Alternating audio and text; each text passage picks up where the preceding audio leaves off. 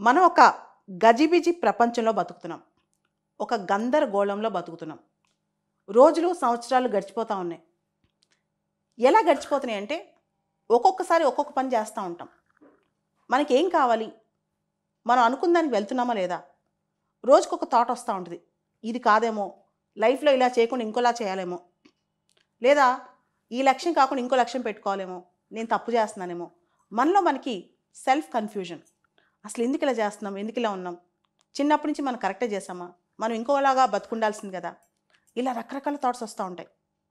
ముందుగా మనకి మన గురించి ఒక క్లారిటీ ఆఫ్ థాట్ ఉండాలి. మనం ఒక పెద్ద లక్ష్యం పెట్టుకున్నాం, లేదా ఒక పెద్ద అచీవ్ చేయాలని పెట్టుకున్నాం, లేదా ఇది సాధించాలి, లేదా ఇది ఇక్కడికి వెళ్ళాలి, ఏదో ఒకటి పెట్టుకున్నాం. దాని నుంచి ఎందుకు డిబేట్ అవుతాం? ఎందుకు దాని నుంచి మనం డైవర్ట్ అవుతుంటాం? ఒకసారి ఆలోచించండి. ఇక్కడ ఇలాన్ మస్క్ ఎగ్జాంపుల్ మీకు ఒకటి చెప్పాలి.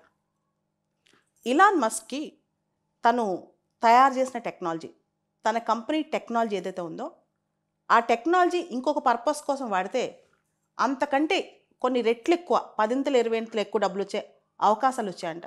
అంటే ఆ టెక్నాలజీ వేరే వాళ్ళకి పేటెంట్కి ఇచ్చినా, లేదా ఆ టెక్నాలజీకి సంబంధించి వేరే యూటిలైజేషన్ పెట్టినా ఆయనకి చాలా ఎక్కువ డబ్బులు వస్తాయంట. ఒకసారి స్పేస్ ఎక్స్ మేనేజర్ ఆయన అడిగాడంట, మీరు కనుక ఈ టెక్నాలజీ వేరే దానికి ఇస్తే మనకు చాలా వస్తాయి కదా, మీరు ఇంకే ఎందుకు దీని మీద కూర్చుంటున్నారని.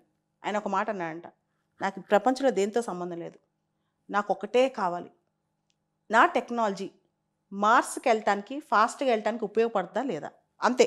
అంతకుమించి నాకు వేల కోట్లు వస్తాయా, దాని మీద ఇంకేమైనా ఉందా, అవసరంలా. నాకు నా లక్ష్యమే కనిపిస్తుంది, దానికోసం నా టెక్నాలజీ వాడతానని. ఒక్కసారి మన ఫోకస్ అంత పర్ఫెక్ట్గా ఉన్నప్పుడు అసలు ఎందుకు డీవియేషన్స్ వస్తాయి? ఎందుకు డైవర్ట్ అయిపోతాం?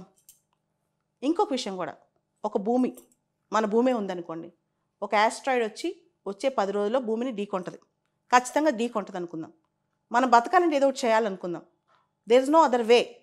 ఆ టైంలో మనకి ఆహారం గుర్తురాదు, సినిమాలు గుర్తురావు, ఎంటర్టైన్మెంట్ గుర్తురాదు, ఇంకేం గుర్తురాదు. మనల్ని ఎలా కాపాడుకోవాలి అనే దాని మీద ఎంత సైంటిఫిక్ రీసెర్చ్ చేస్తాం చెప్పండి? ప్రపంచంలో సైంటిస్టులు అందరూ కూర్చుని ఎంత కృషి చేస్తారు చెప్పండి? ఎంత హడావుడిగా వార్ ఫుటింగ్ మీద పనిచేస్తారు చెప్పండి?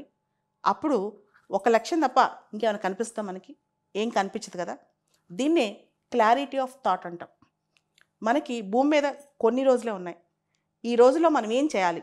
అది చిన్న పనైనా పెద్ద పనైనా, చిన్న లక్ష్యమైనా పెద్ద లక్ష్యమైనా, దానికి క్లారిటీ ఎందుకు ఉండట్లేదు మనకి? యువతలో ఈ క్లారిటీ ఆఫ్ థాట్ చాలా మిస్ అవుతుంది.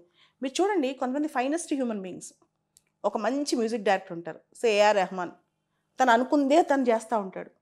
లేదా ఒక మంచి సినిమా డైరెక్టర్ ఉంటారు, రాజమౌళి, తను ఆ క్రాఫ్ట్మెన్షిప్, దానిలో పర్ఫెక్షన్ కోసం ట్రై చేస్తూనే ఉంటారు. ఇంకెన్ని డివియేషన్స్ వచ్చినా వాళ్ళు మనుషులు పక్కకి వెళ్ళరు అనమాట. మనలో ఆ ఫోకస్ ఉంటే మన ఫీల్డ్లో మనమే నెంబర్ 1 అవుతాం.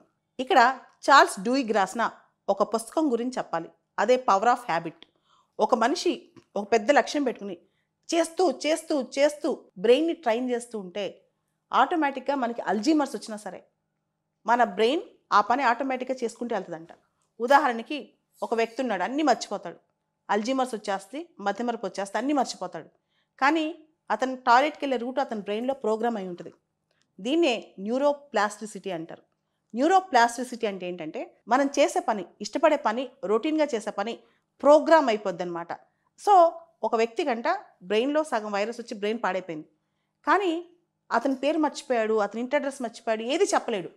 కానీ అతని ప్లేస్లో వదిలితే అతను టీవీ ఆన్ చేసుకుని తను చూసే వెబ్ సిరీస్ అదే ఆన్ చేసుకుంటాడంట. ఇదంతా ఎలా జరుగుతుంది?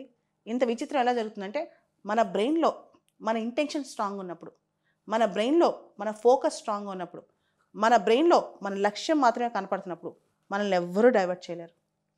మనం డైవర్ట్ అయ్యామంటే దానికి బాధ్యత మనదే. ఈ క్లారిటీ ఆఫ్ థాట్ లేకపోతే దాని ప్రాబ్లం మనకే ఉంటుంది, ఇంకెవరికి ఉండదు. కాబట్టి పవర్ ఆఫ్ హ్యాబిట్ అనేది చాలా ఇంపార్టెంట్. రొటీన్గా మనం ఒక పని చాలా స్ట్రాంగ్గా చేసినప్పుడు అది చేయకపోతే మనకేం తోచదు. మనం దానికి అలవాటు పడిపోతాం, దాని టేస్ట్కి అలవాటు పడిపోతాం. అలానే ఎంత గొప్ప వ్యక్తి అయినా మీరు చూడండి, సుధా చంద్రన్, మయూరి సినిమా చాలామంది చూసుంటారు. ఆవిడ చాలా గ్రేట్ డాన్సర్. తర్వాత ఆవిడకి యాక్సిడెంట్ అయ్యి కాలు ఇరిగిపోద్ది.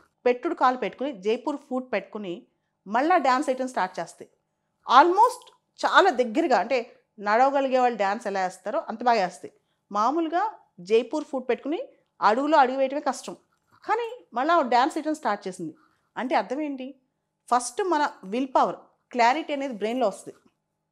ఆ క్లారిటీ బ్రెయిన్లో రాగానే మన మస్లార్ సిస్టము, న్యూరో సిస్టమ్ అన్నీ దానికి అనుగుణంగా పనిచేస్తాయి. ఇప్పుడు చెప్పండి, క్లారిటీ అనేది మనలో ఉంటుందా, మన అవయవాల్లో ఉంటుందా?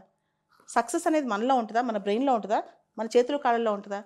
సో ఏదైనా సరే మనిషిని ముందుకు నడిపించేది బ్రెయినే. అందుకే అంటారు, తనువు సహకరించకపోయినా మెదడు గట్టిగా నొక్కి మరి మనిషికి చెప్పుద్ది, నువ్వు ఇలానే ఉండాలని. అదే క్లారిటీ ఆఫ్ థాట్.